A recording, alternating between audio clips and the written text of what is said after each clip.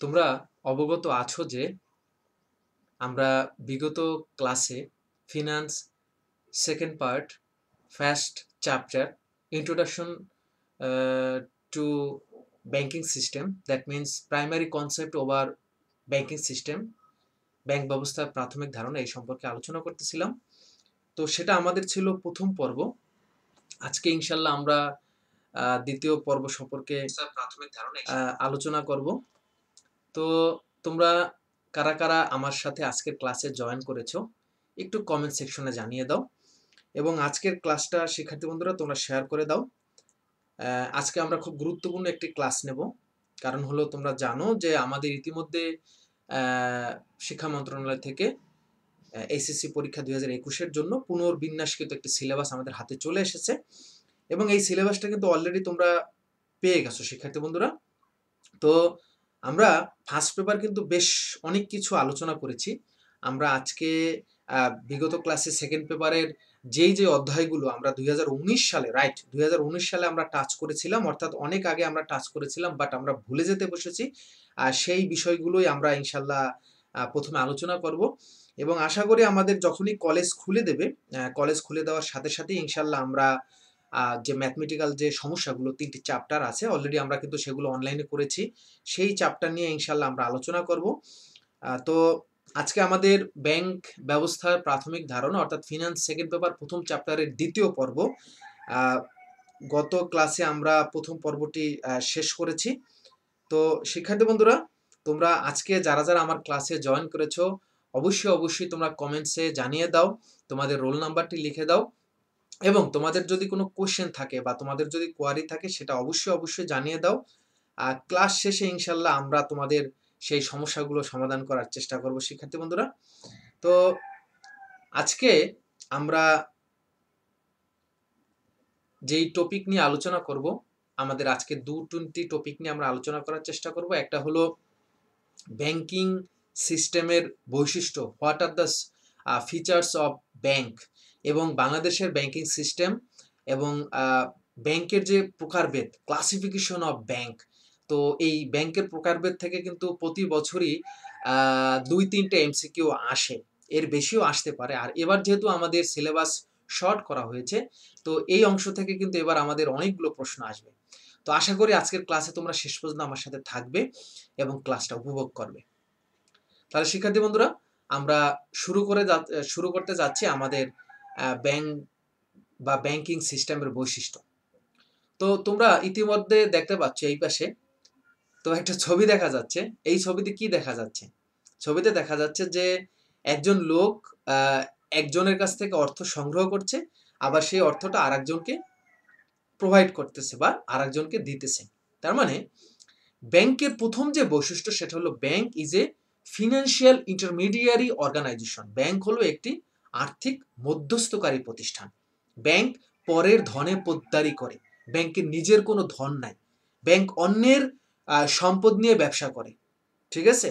Bank অর্থ এবং ঋণের ব্যবসা করে। তার মানে ব্যাংক সিস্টেমের মূল কথা হলো ব্যাংকের কিন্তু আসলে নিজের কোনো অর্থ নাই। ব্যাংক অল্প সুদে গ্রাহকের কাছ থেকে অর্থ সংগ্রহ করবে, এবং সেই টাকাটাই কিন্তু বেশি সুদে অন্য একটা পার্টিকে সরবরাহ করবে। আমি দেখতে পাচ্ছি আমাদের সাথে অনেক স্টুডেন্ট আজকে জয়েন করেছে, তো অবশ্যই তোমরা ক্লাসটা শেয়ার করে দেবে শিক্ষার্থী বন্ধুরা।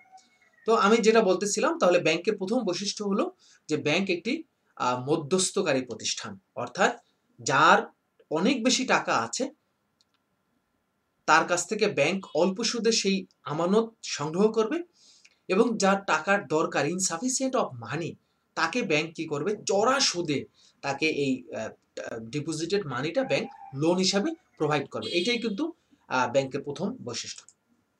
এরপর আমরা দেখতে পাচ্ছি অর্থ ও ঋণের ব্যবসা। তোমাদের মনে আছে কিনা যে গত ক্লাসে যখন আমরা আলোচনা করতেছিলাম এই প্রথম পর্ব নিয়ে, সেখানে আমি তোমাদের সাথে আলোচনা করেছি যে ব্যাংক হলো bank dealing with money and loan. Bank কিন্তু অর্থ ও ঋণের ব্যবসা করে, অর্থাৎ ঋণ দান করা ব্যাংকের একটি অন্যতম বৈশিষ্ট্য। এবং এই ঋণ দান করতে গিয়ে ব্যাংক আমানত সংগ্রহ করে, অর্থাৎ গ্রাহকের যে সঞ্চয়কৃত অর্থ, ছোট ছোট যে সঞ্চয় আমরা করি, ব্যাংক বিভিন্ন হিসাবের মাধ্যমে, বিভিন্ন অ্যাকাউন্টের মাধ্যমে কিন্তু সেই অর্থটা সংগ্রহ করে, রাইট? ব্যাংক একটি বৃহদায়তন প্রতিষ্ঠান। হ্যাঁ, ব্যাংক কিন্তু ছোটখাটো কোনো প্রতিষ্ঠান না, এক মালিকানা ব্যবসা সংগঠন না। ব্যাংক একটি যৌথ মূলধনী কোম্পানি এবং ব্যাংক কিন্তু মানে হিউজ অ্যামাউন্ট অফ ইনভেস্ট করে এবং huge amount of capital factory হিসাবে আমরা বলতে পারি। ব্যাংক ব্যাংক একটা বড় ধরনের প্রতিষ্ঠান এবং ব্যাংক কিন্তু মানে সারা দেশে এমনকি বিদেশেও ব্যাংকের কিন্তু শাখা আহ, ছড়িয়ে ছিটিয়ে আছে। ফিনান্সিয়ালি সলভেন্ট, ব্যাংক হলো একটা financially solvent organisation or institution. তোমরা জানো যে কেন্দ্রীয় ব্যাংক, সেন্ট্রাল ব্যাংক, সে কিন্তু টাকা ছাপায়, নোট ছাপায়, রাইট? তো ব্যাংক হলো আর্থিকভাবে একটি সচ্ছল প্রতিষ্ঠান। ব্যাংকের কাজ হলো অর্থ সংগ্রহ করা এবং এটা ঋণ দেয়। এ কারণে আমরা বলতে পারি যে সাধারণত কোথাও যদি টাকা পয়সা না থাকে অর্থনীতির, আমরা ধরে নিতে পারি যে অবশ্যই ব্যাংকে তুমি কিন্তু যে কোনো সময় তোমার সেই মানিটা বা লোনটা তুমি কিন্তু ব্যাংক থেকে সংগ্রহ করতে পারবে। ব্যাংক হলো নিরাপত্তার প্রতীক। Bank is a symbol of safety. Why should we deposit or why should we keep our money in bank as a reason of safety? Because if you keep your money, a large number of money in your home or in your house, there is a questions of in safety, because robbery, theft, for any reasons, there may be a accident may occur. But if you keep your money in the bank, you may get safety, because bank is a symbol of safety. Bank হলো নিরাপত্তার প্রতীক। ব্যাংকের টাকা কিন্তু একটা শক্তিশালী ভোল্টের ভিতর রাখা হয়। সাধারণত ব্যাংকের যে টাকাগুলো আমরা ব্যাংকে রাখি, সাধারণত চুরি যাওয়া বা ছিনতাই হওয়া বা এই সমস্ত ঘটনা খুবই মানে রেয়ার বা ঘটে না বললেই চলে। এই কারণেই নিরাপত্তার কারণেই, নিরাপত্তার স্বার্থেই মানুষ কিন্তু বাসায় টাকা রাখে না, মানুষ টাকাগুলো কোথায় রাখে? ব্যাংকে রাখে, রাইট? ব্যাংক হলো বিশ্বস্ততার প্রতীক। ব্যাংকে তুমি কেন টাকা রাখবা? ব্যাংক একটা বিশ্বস্ত সংস্থা, বিশ্বস্ত প্রতিষ্ঠান। ব্যাংকে টাকা রাখা যেমন নিরাপদ, এবং ব্যাংক তোমার এই অর্থ তুমি যে বিনিয়োগ করেছো, এই বিনিয়োগটা ব্যাংক সুরক্ষিত করবে, এবং এই আশ্বাস, এই ইনস্যুরিটি ব্যাংক তোমাকে দিবে। মানে ব্যাংক একটি বিশ্বস্ত প্রতিষ্ঠান যেখানে তুমি টাকা রেখে তুমি বিনিয়োগ থেকে কিছু ইনকাম করার সুযোগ পেতে পারো। আমি আগেই বলেছি bank is A institution of capital factory. ব্যাংকে বলা হয় মূলধন কারখানা। হিউজ অ্যামাউন্ট অফ সেভিংস, যেটা আমরা সেভ করি, সেই সেভিংসটা কিন্তু ব্যাংক বিভিন্ন অ্যাকাউন্টের মাধ্যমে এই আমানতগুলো আমাদের কাছ থেকে সংগ্রহ করে এবং অর্থনীতির মূলধন গঠনে একটা বড় ভূমিকা রাখে এই ব্যাংক। অর্থনৈতিক চালিকা শক্তি। একটি দেশের ব্যবসা প্রতিষ্ঠান বলো, একটি দেশের উন্নয়ন বলো, একটি দেশে তুমি যাই বলো না কেন, ঘুরাই ফিরিয়ে সবকিছু কিন্তু এই ব্যাংকের মাধ্যমেই হয়। ব্যাংক হলো অর্থনৈতিক চালিকা শক্তি। তুমি একটা ব্যবসার কথা বলো, ছোট থেকে ছোট ব্যবসা করবা, সেখানে তোমার লোন লাগবে। তুমি ইনভেস্ট করবা, সেখানে ব্যাংকের সহায়তা লাগবে। তার মানে ঘুরাই ফিরে একটা দেশের যে ইকোনমি যে রান করতেছে, অর্থনীতির যে চাকা যে সচল আছে, কেন? এটা সচল হওয়ার একটাই কারণ, আর সেটা হলো মানুষ কিন্তু ব্যাংকের সাথে লেনদেন করে।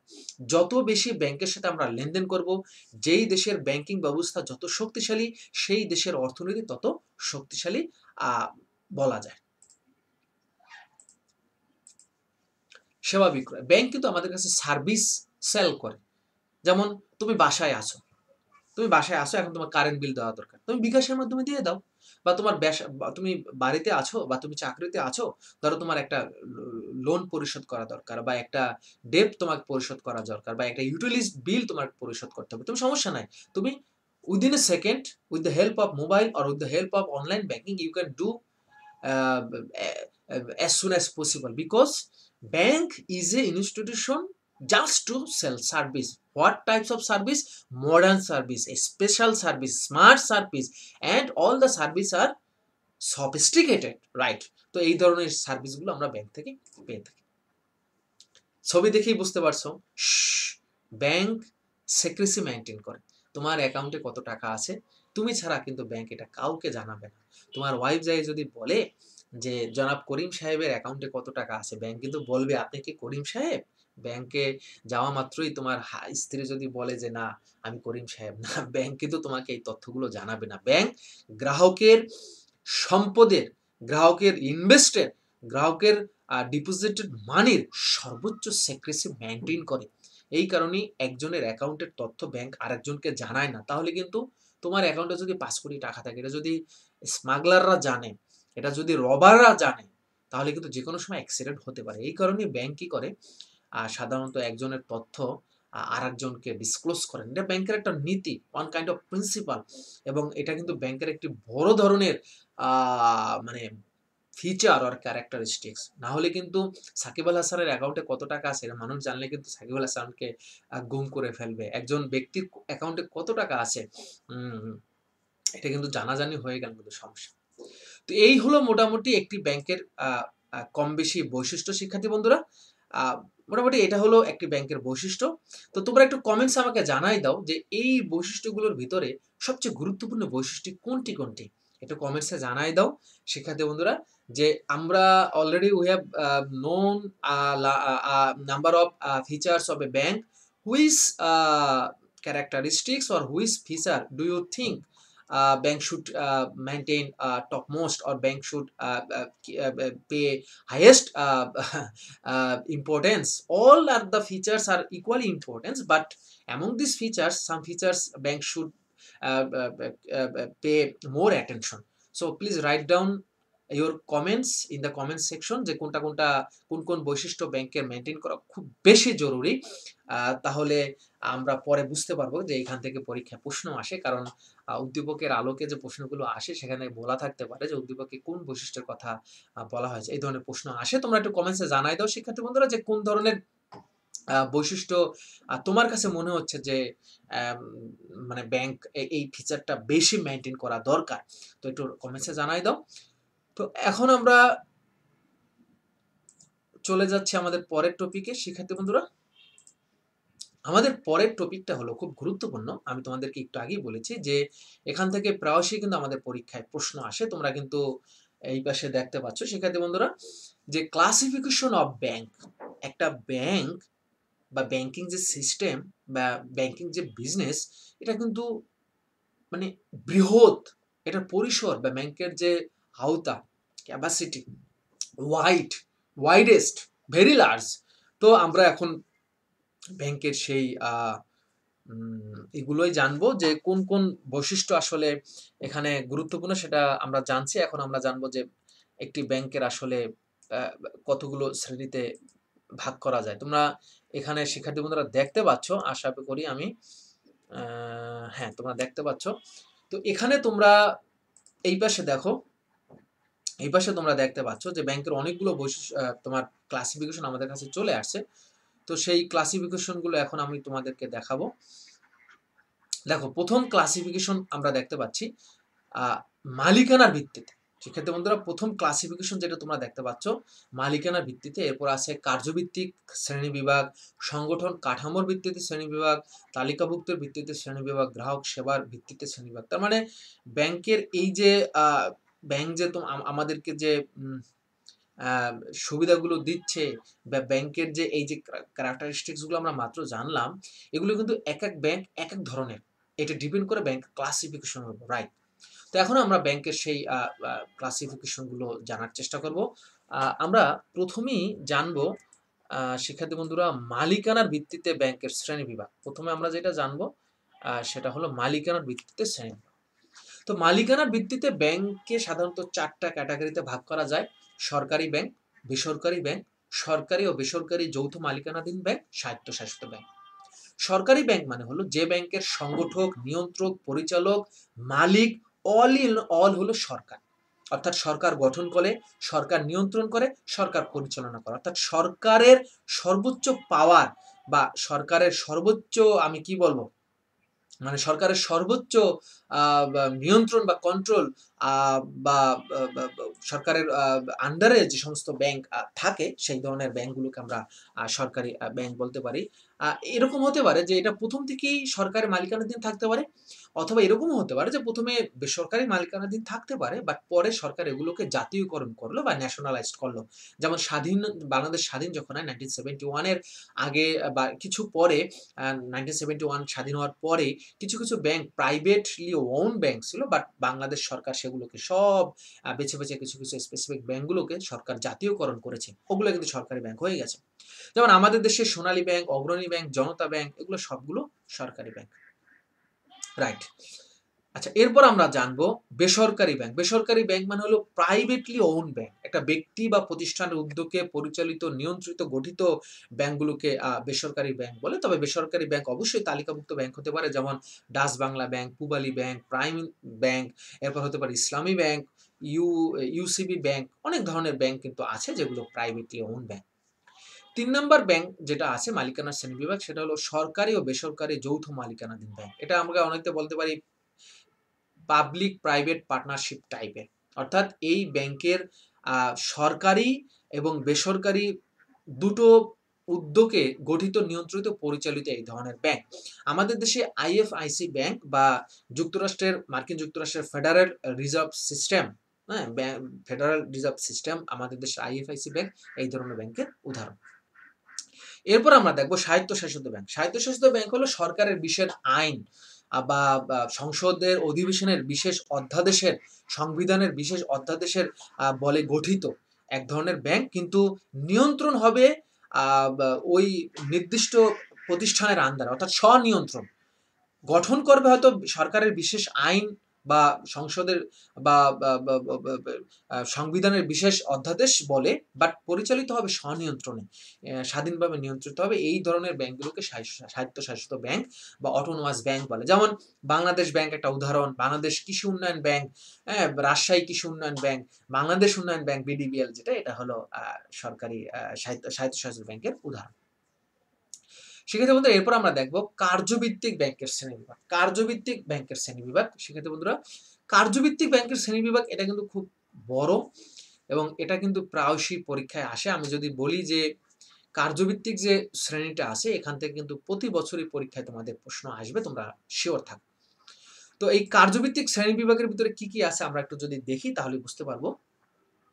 কার্যভিত্তিক শ্রেণীবিভাগের ভিতরে প্রথম হলো কেন্দ্রীয় ব্যাংক। তোমরা জানো যে প্রত্যেক দেশে একটা সেন্ট্রাল ব্যাংক থাকে, যেই ব্যাংকটা হলো মুদ্রা বাজারের অভিভাবক, যেই ব্যাংক হলো অন্য ব্যাংকের ব্যাংকার, যেই ব্যাংক নোট ইস্যু করে এবং যেই ব্যাংক শুধুমাত্র সরকারের হয়ে কাজ করে, এই ধরনের ব্যাংকগুলোকে বলা হয় কেন্দ্রীয় ব্যাংক। আমাদের দেশের কেন্দ্রীয় ব্যাংকের নাম হলো বাংলাদেশ ব্যাংক। প্রত্যেক দেশেই কিন্তু একটা কেন্দ্রীয় ব্যাংক এরকম আছে, প্রত্যেক স্বাধীন দেশে।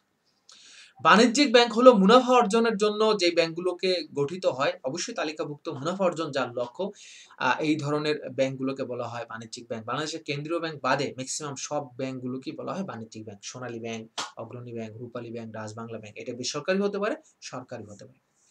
স্পেসিফিক ব্যাংক বা বিশেষায়িত ব্যাংক। বিশেষায়িত ব্যাংক হলো বিশেষ কোনো উদ্দেশ্য সাধনের জন্য বা সরকার বিশেষ কোনো সেক্টরকে উন্নয়ন করার জন্য যে বিশেষ ধরনের ব্যাংক গঠনের বা ব্যাংক পরিচালনার অনুমতি দিয়ে থাকে, সেই ধরনের ব্যাংকিং কার্যক্রম পরিচালনা করার অনুমতি দিয়ে থাকে, সেই ধরনের ব্যাংকগুলোকে আমরা বিশেষ ব্যাংক বলি। যেমন কৃষি ব্যাংক। কৃষি ব্যাংক হলো কৃষি উন্নয়নের জন্য, কৃষি খাতকে উন্নয়নের জন্য বাংলাদেশ এই ব্যাংকগুলোকে অনুমতি দিয়েছে।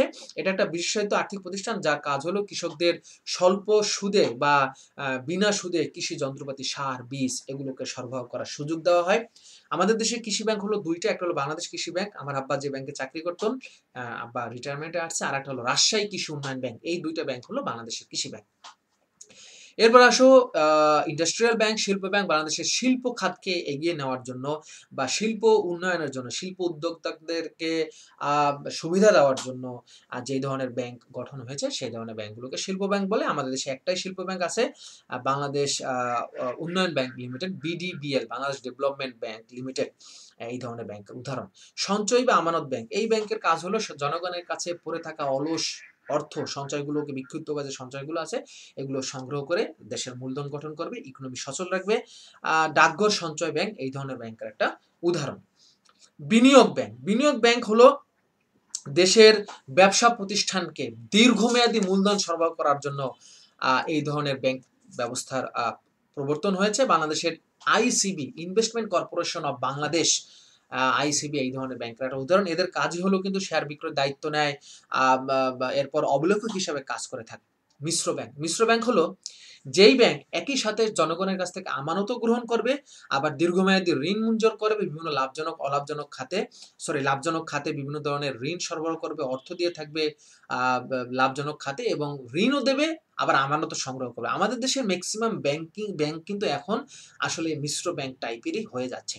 সমবায় ব্যাংক, আমরা জানি সমবায় সমিতি বা সমবায় উন্নয়নের জন্য বা সমবায়ের ভিত্তিতে সমবায়ের আইন দ্বারা পরিচালিত যে সমস্ত ব্যাংক, সেটা হলো সমবায় ব্যাংক। বাংলাদেশে একটা ব্যাংকই আছে, বাংলাদেশ সমবায় ব্যাংক। এরপর আসো বিনিময় ব্যাংক। বিনিময় ব্যাংক হলো, এটা হলো বৈদেশিক অর্থ সংস্থান, এক্সচেঞ্জ, বিদেশের যে সাথে আমাদের দেশে যে আমদানি রপ্তানি, এরপর হলো বৈদেশিক মুদ্রার হার নির্ধারণ, এই সমস্ত কাজগুলো আসলে এই ধরনের ব্যাংক করে। আসলে বাংলাদেশে এরকম পৃথক কোনো ব্যাংক নাই যারা এই বিনিময় এক্সচেঞ্জ ব্যাংকের কাজ করে।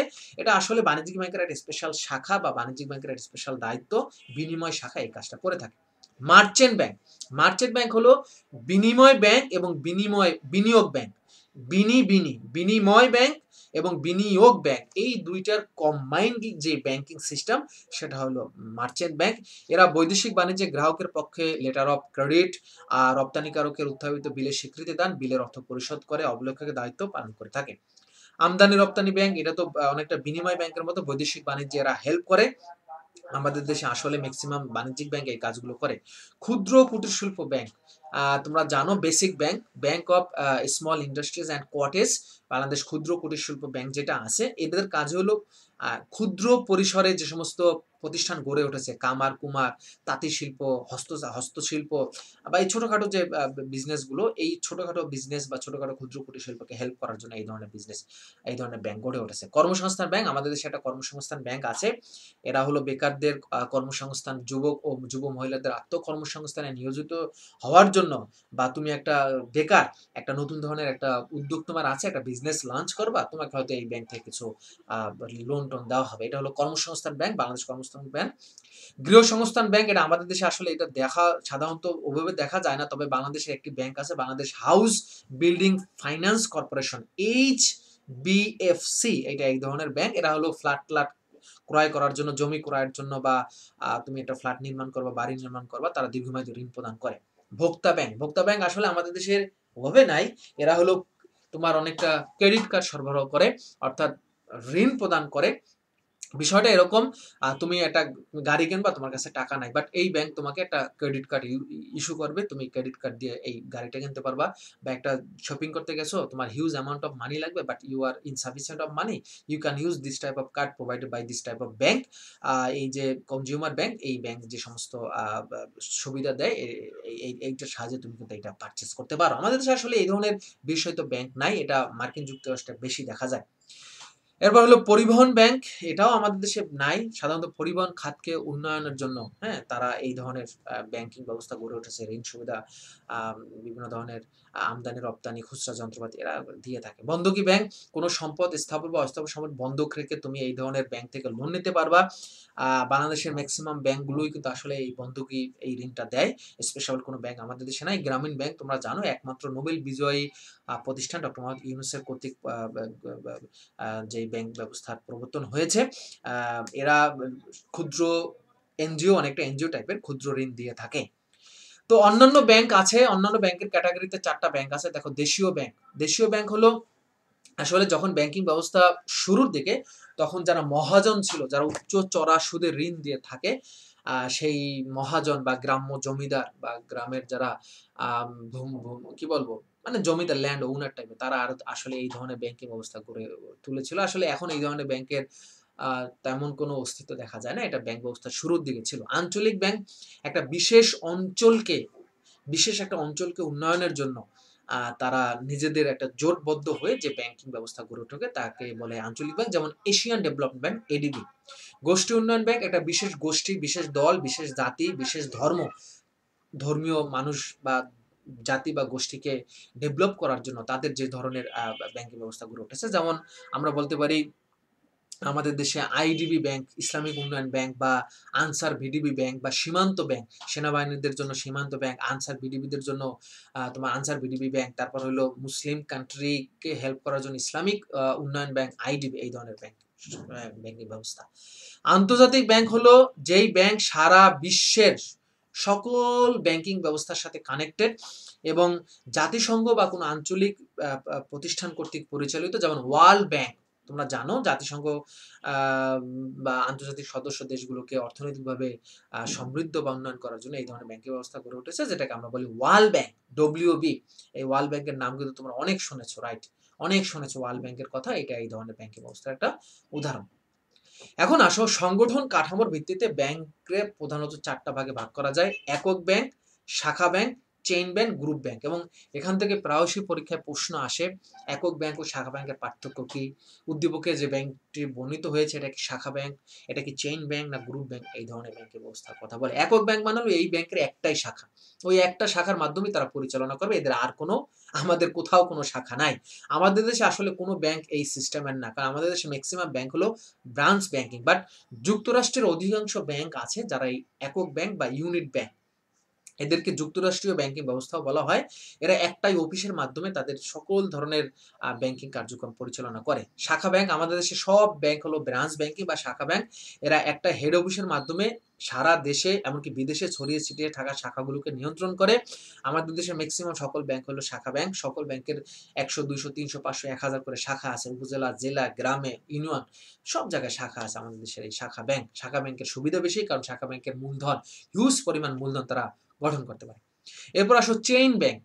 চেইন ব্যাংক হলো চেইনের মতো, অর্থাৎ কিছু সমমনা বা একই শ্রেণীভুক্ত ব্যাংকিং ব্যবস্থা স্বাধীনভাবে নিজেদের স্বাধীনতা বজায় রেখে নিজেদের সমঝোতার ভিত্তিতে, সহযোগিতার ভিত্তিতে সিস্টেম কনসার্ন হয়ে চেইনের মতো। চেইন কিরকম? একটার সাথে একটা না, চেইন কিরকম থাকে দেখবা, একটার সাথে একটা এরকম লাগানো থাকে না, একটার সাথে একটা। চেইন ব্যাংক মানে হলো ওরা মানে সেম, মানে ব্যাংকিং সিস্টেম, মানে মানে কি বলবো, সিস্টার কনসার্ন, অর্থাৎ একই ধরনের ব্যাংকিং সিস্টেম, একই ধরনের ব্যাংক। ওরা ওরা কি করবে, নিজেদেরকে আরো অর্থনৈতিকভাবে শক্তিশালী করার জন্য নিজেদের স্বাধীনতা সক্রিয়তা বজায় রেখে সমঝোতার ভিত্তিতে একত্র হয়ে একটা জোট গঠন করে। এটাই হলো চেইন ব্যাংক। বাংলাদেশে এই ব্যবস্থা আসলে এখনো গড়ে ওঠে নাই। এটা যুক্তরাষ্ট্রে এই ব্যাংকিং ব্যবস্থা দেখা যায় এবং যুক্তরাষ্ট্রে এটার বিকাশ ঘটেছে। Group banking. গ্রুপ ব্যাংকিং হলো এখানে একটা আর্থিক প্রতিষ্ঠান অনেকগুলো ব্যাংকগুলোকে নিয়ন্ত্রণ করবে। তো যেই ব্যাংকটা তোমার ক্ষমতাটা নিজেদের কাছে রাখবে, অর্থাৎ যেই ব্যাংক অন্য ব্যাংকগুলোকে নিয়ন্ত্রণ করবে, এটা হলো হোল্ডিং ব্যাংক।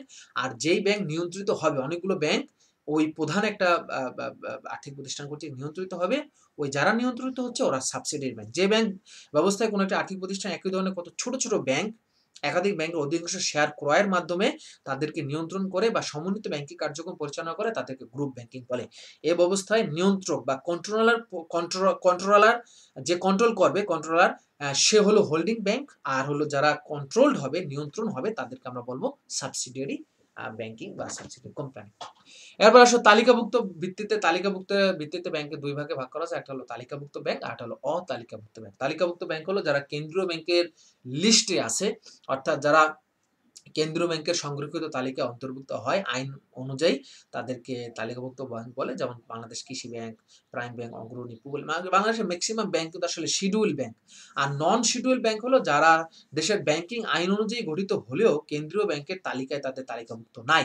এরা কিন্তু আসলে স্পেশাল ব্যাংকিং কোনো সুবিধা পায় না। যেমন এই সকল ব্যাংকের সাথে মানে নামে শব্দে শেষে ব্যাংক শব্দ থাকা সত্ত্বেও আসলে কিন্তু তারা ব্যাংকিং সিস্টেমের ভিতরে আসলে নাই। যেমন cooperative banking limited, answer BDB bank, হ্যাঁ, কর্মসংস্থান ব্যাংক, গ্রামীণ ব্যাংক, এরা আসলে ব্যাংকিং ব্যবস্থার ভিতরে পড়ে না। যদিও এরা ব্যাংকিং আইন অনুযায়ী চলে, বাট এরা কিন্তু আসলে সম্পূর্ণ ব্যাংক শব্দ এদের সাথে ব্যবহার করা আসলে নিষিদ্ধ। এই হলো মোটামুটি সিস্টেম। এরপর আসলে গ্রাহক সেবার ভিত্তিতে দুই ধরনের ব্যাংক, একটা হলো পাইকারি ব্যাংক, খুচরা ব্যাংক। পাইকারি ব্যাংক হলো যারা কর্পোরেট বিজনেস করে বা কর্পোরেট ব্যাংকিং কার্যক্রম করে। আর খুচরা ব্যাংক হলো যারা ব্যক্তি, গ্রাহক বা বিভিন্ন ধরনের সাধারণ ব্যবসায়ী, অব্যবসায়ী প্রতিষ্ঠানের সাথে ব্যাংকিং কার্যক্রম করে, তাদেরকে আসলে খুচরা ব্যাংক বলে। আমাদের দেশে ম্যাক্সিমাম বাণিজ্যিক ব্যাংক সাধারণত এই ধরনের সিস্টেমের ভিতরে পড়বে। সেক্ষেত্রে বন্ধুরা, এখন আসো আজকের আমাদের শেষ টপিক, সেটা হলো বাংলাদেশের ব্যাংকিং সিস্টেম। আমাদের দেশে আসলে আমি যে এই মাত্র তোমাদেরকে বিভিন্ন ধরনের ব্যাংকের সিস্টেমের বললাম, মালিকানা ভিত্তিতে, হ্যাঁ, কেন্দ্রীয় ব্যাংক, বাণিজ্যিক ব্যাংক, স্বায়ত্তশাসিত, সরকারি, বেসরকারি, আমরা এখন দেখব আমাদের দেশের ব্যাংকিং কাঠামো কিরকম বা আমাদের দেশের কি ধরনের ব্যাংকিং সিস্টেম দেখা যায়। আসলে এটা কিন্তু ডে টু ডে আপডেট হয়। এটা কিন্তু সবসময় কিন্তু একই ফরম্যাটে থাকবে বা একইভাবে থাকবে বিষয়টা না। যেমন এটা কিন্তু এখন যে ছকটা তোমরা এই পাশে দেখতেছো, এটা কিন্তু গত বছরের ছক, অর্থাৎ লাস্ট আপডেট মে মাস ২০১৯ পর্যন্ত। এরপর কিন্তু আরো হয়তো নতুন ব্যাংক ঢুকেছে আমাদের ব্যাংকিং সিস্টেমে, বা অন্যান্য ব্যাংক হয়তো বিলুপ্ত হয়েছে, দেউলিয়া হয়ে গেছে। অর্থাৎ এগুলো কিন্তু চেঞ্জ হবে। সব সময় যে একই সিস্টেম তা না। একেক সময় একেকটা থাকবে। তো আপডেট যে তথ্য, সেই তথ্য মোতাবেক বাংলাদেশের কেন্দ্রীয় ব্যাংক একটাই, সেটা তোমরা জানো যে বাংলাদেশের কেন্দ্রীয় ব্যাংক প্রত্যেক স্বাধীন দেশে একটাই সেন্ট্রাল ব্যাংক থাকে। আমাদের দেশে হলো কেন্দ্রীয় ব্যাংক হলো বাংলাদেশ ব্যাংক। তালিকাভুক্ত ব্যাংক হলো ৫৯টা, এটা কিন্তু আগে একটু কম ছিল। এই তালিকাভুক্ত ব্যাংক মানে শিডিউল ব্যাংকের যে ৫৯টা, এর ভিতরে সরকারি বাণিজ্যিক ব্যাংক হলো ৬টা। সরকারি বাণিজ্যিক ব্যাংক কয়টা? ৬টা। সোনালী, রূপালী, অগ্রণী, জনতা, বেসিক, বিডিবিএল। আবারও বলতেছি, এটা কিন্তু পরীক্ষা আসবে। সরকারি বাণিজ্যিক ব্যাংক হলো ৬টা। সোনালী, রূপালী, জনতা, অগ্রণী, এরপর হলো বেসিক ব্যাংক, আর একটা হলো বাংলাদেশ উন্নয়ন ব্যাংক বা বাংলাদেশ ডেভেলপমেন্ট ব্যাংক, বিডিবিএল। এরপর হলো সরকারি বিশেষায়িত ব্যাংক। বাংলাদেশে ৩টা বিশেষায়িত ব্যাংক আছে, বাংলাদেশ কৃষি ব্যাংক বা রাজশাহী কৃষি উন্নয়ন ব্যাংক, আর হলো প্রবাসী কল্যাণ ব্যাংক। তাহলে কি স্পেশাল গভর্নমেন্ট ওন স্পেসিফিক ব্যাংকের ভিতরে স্পেশালাইজড ব্যাংক হলো ৩টা, বাংলাদেশ কৃষি ব্যাংক, রাজশাহী কৃষি উন্নয়ন ব্যাংক, আর হলো প্রবাসী কল্যাণ ব্যাংক। বেসরকারি বাণিজ্যিক ব্যাংক হলো ৪১টা, তোমরা সেক্ষেত্রে বন্ধুরা দেখতে পাচ্ছ, আর বিদেশি বাণিজ্যিক ব্যাংক হলো ৯টা। এই হলো মোট ৫৯টা হলো তালিকাভুক্ত ব্যাংক। এখন এই বেসরকারি বাণিজ্যিক ব্যাংকগুলোকে আবার দুইটা ভাগে ভাগ করা। এটা হলো সাধারণ বাণিজ্যিক ব্যাংক, আর একটা হলো যে সমস্ত ব্যাংক শরিয়া মোতাবেক, ইসলামী শরিয়া মোতাবেক পরিচালিত, সেই সমস্ত ব্যাংকগুলোকে আমরা ইসলামী বাণিজ্যিক ব্যাংক বলি। যেমন ইসলামী ব্যাংক বাংলাদেশ লিমিটেড, আল আরাফা ইসলামী ব্যাংক লিমিটেড, সোশ্যাল ইসলামী bank limited, Exim bank limited. মনে রাখবে এক্সিম ব্যাংকটা কিন্তু শরিয়া মোতাবেক। শাহজালাল ইসলামী bank limited, union bank limited, এটাও মনে রাখবা শিক্ষার্থী বন্ধুরা। এরপর হলো তোমার আরেকটা হলো কমিউনিটি ব্যাংক বাংলাদেশ লিমিটেড। যাই হোক, এরা হলো ইসলামী না, কমিউনিটি ব্যাংকটা ইসলামী বাণিজ্যিক ব্যাংক না। এই যে কটা বললাম, এই কটাই হলো আগের তোমার ইসলামী ব্যাংক।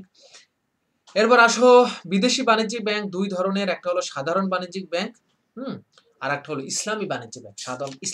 বিদেশি ইসলামী বাণিজ্যিক ব্যাংক একটাই আছে, সেটা হলো ব্যাংক আল ফালাহ। মনে রাখবে, বিদেশি ইসলামিক বাণিজ্যিক ব্যাংক একটাই আছে, সেটা হলো ব্যাংক আল ফালাহ। আর সাধারণ বাণিজ্যিক ব্যাংক বিদেশি ক্যাটাগরিতে, সেটা হলো Standard Chartered bank, Habib bank, state bank of India, commercial bank of Ceylon limited, national bank of Pakistan, Citi bank NA, Woori bank, the Hong Kong and Shanghai banking corporation, আর ব্যাংক আল ফালাহ। তো বললাম ইসলামী বাণিজ্যিক ব্যাংক ক্যাটাগরিতে। এরপর আসো, যে সমস্ত ব্যাংক তফসিল বহির্ভূত অর্থাৎ শিডিউল ব্যাংক না, এর ভিতরে আছে আনসার ও বিডিবি উন্নয়ন ব্যাংক, গ্রামীণ ব্যাংক, কর্মসংস্থান ব্যাংক, জুবলি ব্যাংক, পল্লী সঞ্চয় ব্যাংক। এই নিচের শেষের দুইটা বোধহয় রিসেন্ট আসছে, আগে আমি এই ধরনের ব্যাংক দেখিনি। তো শিক্ষার্থী বন্ধুরা, এই হলো মোটামুটি আমাদের বাংলাদেশ ব্যাংকে প্রচলিত ব্যাংকিং আইন অনুযায়ী দেখা যাচ্ছে এরকম ব্যাংকের সিস্টেম। এটা কিন্তু সামনের বছর চেঞ্জ হয়ে যাবে, কারণ এই ২০১৯-এর পর ২০২০, ২০২১-এ হয়তো আরো নতুন ব্যাংক আমাদের ব্যাংকিং সিস্টেমে যোগ হবে। কেন্দ্রীয় ব্যাংকের হয় listed, schedule or not schedule বা আনশিডিউল অবস্থায় থাকতে পারে, বাট সংখ্যায় বাড়বে। তো এখন তোমরা একটু কমেন্টসে জানাও, এই যে মাত্র যে সমস্ত ব্যাংকের কথা আমরা তোমাদেরকে বলেছি শিক্ষার্থী বন্ধুরা, এই সমস্ত ব্যাংকের ভিতরে কোন ব্যাংকটা তুমি প্রায়শই চরপাড়া গেলে, গাঙ্গিনার পাড় গেলে বা ময়মনসিংহ বা বিভিন্ন জায়গায় গেলে তোমার চোখে পড়ে? কোন কোন ব্যাংকগুলো তুমি সবচেয়ে বেশি দেখেছো? আমাদের এগ্রিকালচার ইউনিভার্সিটিতে কিন্তু অনেকগুলো ব্যাংক আছে। কোন কোন ব্যাংক তুমি সবচেয়ে বেশি পরিচিত বা তোমার চোখে পড়েছে? হ্যাঁ, একটু কমেন্টসে জানাও। আমরা আজকে ক্লাসটা শেষ করে দেবো শিক্ষার্থী বন্ধুরা। তো তোমরা কমেন্টসে জানাই দাও। তো আজকে যারা আমার সাথে ক্লাসে ছিল সবাইকে অসংখ্য অসংখ্য ধন্যবাদ। আমি একটু কমেন্টসটা পড়ে আসি। শিপলু একটা কমেন্টস করেছে, স্যার অর্থ ঋণের ব্যবসায়ী নিরাপত্তার প্রতি, বিশ্বস্ততার প্রতি, গোপনীয়তা রক্ষা করা, মূলধন গঠন করা, সেবা সরবরাহ করা, এই বৈশিষ্ট্যগুলো গুরুত্বপূর্ণ। রাইট, আসলেই এই সমস্ত বৈশিষ্ট্য ব্যাংকিং সিস্টেমে সবচেয়ে বেশি তারা বেশি প্রায়োরিটি দেওয়া দরকার। আমাদের সাথে তামিম আছে, গোপাল আছে আমাদের সাথে, অমিয় আচার্য, মুন আছে, মাহফুজা আছে, চান আছে, চানমিয়া সায়েন্সের, থ্যাংক ইউ তোমাকে চানমিয়া। মিম আছে, প্রত্যয়, ইয়াসিন, অনেক স্টুডেন্ট আজকে আমাদের সাথে যুক্ত হয়েছে।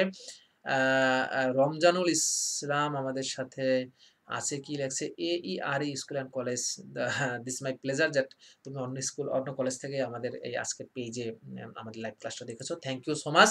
তো সেক্ষেত্রে বন্ধুরা, আজকের ক্লাসটা তারা মিস করবা, no problem, just go to my YouTube channel. In the YouTube channel you must find a playlist name bank ব্যবস্থা প্রাথমিক ধারণা, ওখানে আগের পর্বটা পাবা, ইনশাল্লাহ এই পর্বটা পাবা। তাহলে নেক্সট ক্লাসে আমরা এই অধ্যায়ের আরো কিছু টপিক নিয়ে আলোচনা করব। বিশেষ করে ব্যাসেল সম্পর্কে আমরা আলোচনা করব। ব্যাসেল 1, ব্যাসেল 2 যেটা আমাদের প্রায় পরীক্ষায় আসার সম্ভাবনা আছে। তো তোমাদের বাড়ির কাজ থাকবে তোমরা এই অধ্যায়ের জ্ঞান এবং অনুধাবন প্রশ্নগুলো একটু দেখবা। কারণ যেহেতু আমাদের এটা শর্ট সিলেবাসের ভিতরে আছে। সেক্ষেত্রে বন্ধুরা সেই পর্যন্ত সবাই ভালো থাকো, নিরাপদে থাকো। বিদায় নিচ্ছি। আসসালামু আলাইকুম ওয়া রাহমাতুল্লাহ।